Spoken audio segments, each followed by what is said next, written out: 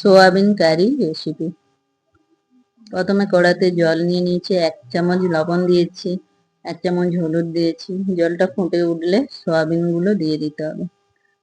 সোয়াবিনগুলো ফুটে উঠলে বন্ধ করে তারের জালির মধ্যে জল ঝারিয়ে নিতে হবে।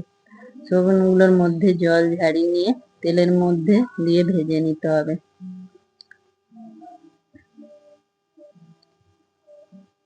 ভালো করে নেড়ে সয়াবিনগুলোকে ভেজে নিতে হবে। লাল লাল ভাব এলে সয়াবিনগুলোকে তুলে নিতে হবে। এরপর কড়াতে তেল গরম হলে আলু ভেজে নেব। আলুগুলো দিয়ে দিলাম, আলুগুলোকে ভালো করে নেড়ে নেব। এরপর 1 চামচ লবণ আর 1 চামচ হলুদ দিয়ে ভালো করে ভেজে নেব।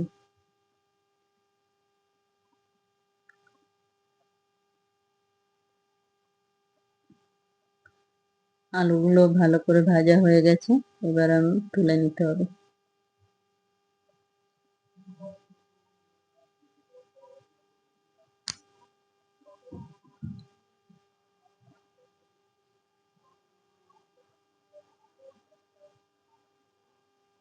এরপর কড়াতে তেল গরম হলে জিরা ফোড়ন দিয়েছি, শুকনো লঙ্কা, কাঁচা লঙ্কা ভাজা হলে এর মধ্যে দিয়ে দেব আদা রসুন বাটা।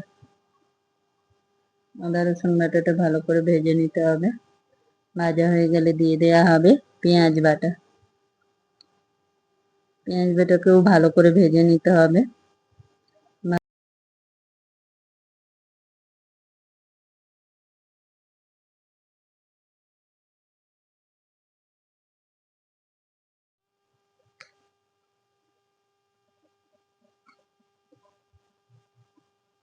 ভাজা হয়ে গেলে এরপর টমেটো বাটা দিয়ে দিতে হবে। টমেটো বাটাকে ভালো করে মিশিয়ে নিতে হবে।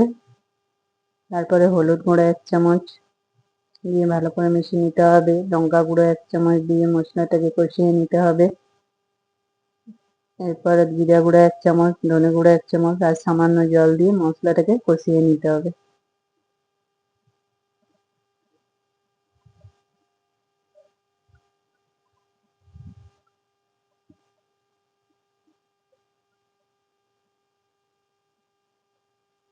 মশলা কষানো হয়ে গেলে অল্প জল দিয়ে দিতে হবে। এরপর সয়াবিন আর আলুগুলোকে দিয়ে ভালো করে মিশিয়ে নিতে হবে। 1 চামচ লবণ আর পরিমাণ মতো জল দিয়ে সেদ্ধ করার জন্য ঢেকে রেখে দিতে হবে।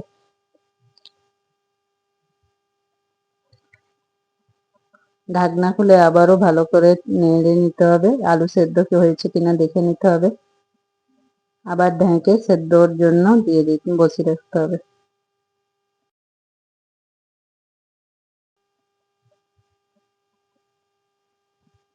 এরপর আলু সেদ্ধ হয়ে গেছে, 1 চামচ গরম মশলা আর ধনেপাতা দিয়ে দিলেই আমাদের সোয়াবিন কারি তৈরি হয়ে গেল।